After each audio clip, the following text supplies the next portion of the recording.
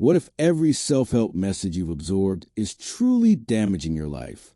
We've erected a whole enterprise on the assumption that we're inherently broken, continuously fixing ourselves like broken equipment. Yet here's the revolutionary reality. The foundational premise that you require mending is what's genuinely broken. Envision a wave in the sea suddenly achieving consciousness and distressing because it's not firm like a boulder, because it continuously transforms form. The wave would attempt mending itself to achieve consistency. How preposterous would that be? Yet this is exactly what we as humans do every day. The wave is already exactly as it should be, but we've taught ourselves that we're broken ventures requiring endless remodeling. We've been presented with an inside-out story.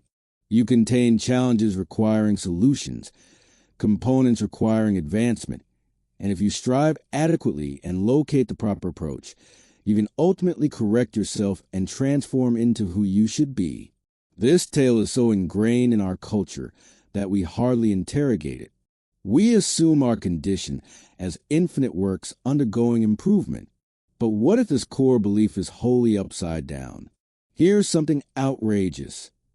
You are never defective, never incomplete, never a problem needing solution. The sole thing demanding repair is the assumption that you need repair. Consider the natural world.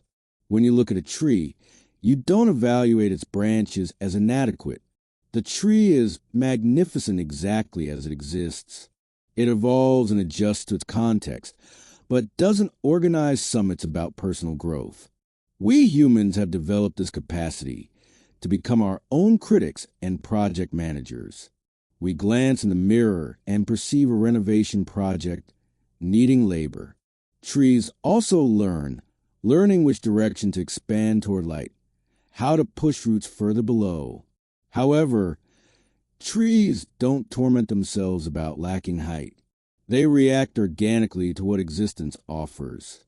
The difference is trees trust their nature, while we've learned to question ours. We've been conditioned to believe our impulses are suspect, our responses likely erroneous. So we establish an internal monitor evaluating our every move. Am I performing adequately? Am I evolving at the correct rate? It's enervating, like carrying a control freak in your mind, endlessly finding you wanting. But this supervisor isn't you. It's taken in appraisals, inherited measures from family, educators, and culture. You've adopted a tribunal, making you feel continuously inadequate. However, who recognizes this committee? Who witnesses these evaluations? Something in you witnesses this performance without becoming involved. That aspect is who you genuinely are.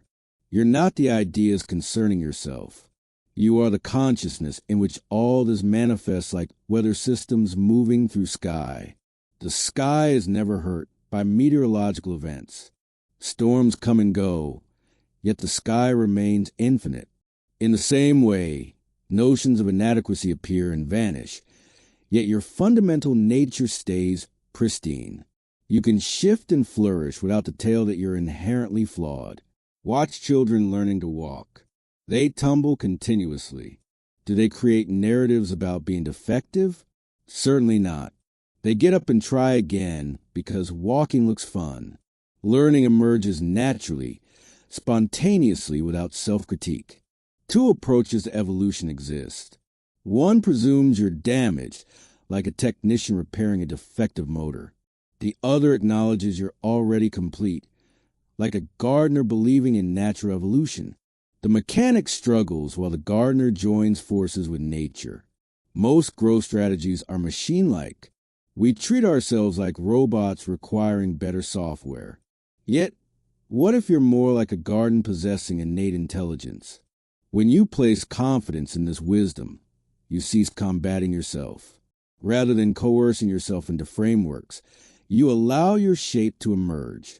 When you discontinue warring with yourself, you free enormous energy for living. Contemplate how much power you waste critiquing yourself. Imagine if that energy were available for being present. The person who comprehends their entire direct vitality toward expression and exploration. Here's something astonishing. When you discontinue attempting to mend yourself, problems you thought require repair frequently solve themselves. When you discontinue creating self-criticism, your mental clarity settles. A great portion of what we believe is flawed comes from trying to correct what was never flawed. You might think you have an anxiety problem and implement methods to resolve it, yet this attempt generates additional anxiety. What if experiencing anxiety sometimes is completely fine? When you cease making anxiety an issue, it often melts away naturally. We've been indoctrinated to think we ought to experience certain ways: happy, confident, peaceful. Yet feelings are the climate of awareness, sometimes stormy, sometimes calm. This isn't a flaw. The identical principle applies to personality aspects we consider flaws. Maybe you're introverted in a culture celebrating extroversion. Instead of repairing these characteristics, understand them as your singular contribution. Oaks don't attempt becoming pine trees. Rivers don't feel sorry for not being mountains. When you accept your true self wholly, something wonderful unfolds. You end expending energy trying to be someone you're not. This doesn't indicate you never acquire knowledge, but growth emerges from interest rather than deficiency. You develop because evolution is enjoyable. Children don't struggle with imagination. They just create naturally and easily. We develop skepticism toward innate intelligence. We've turned our inner life into a corporation with performance reviews. Yet your original self still endures, waiting for you to remember you were never broken in the first place. Here's a paradox. The harder you strive to enhance yourself, the more you confirm that you require enhancement. Yet, when you realize you were never damaged, improvement unfolds organically, effortlessly. When you believe in your essence, development occurs like blossoms opening beautifully in their own timing. This isn't laziness, but belief in the wisdom that animates your heart. So here's an offering. Carry out a test. For 24 hours, stop endeavoring to fix yourself. View that day as a gift to embrace. Face feelings without transforming them. Witness thoughts without critiquing. Regard yourself like a close companion, with gentleness, patience, and playfulness.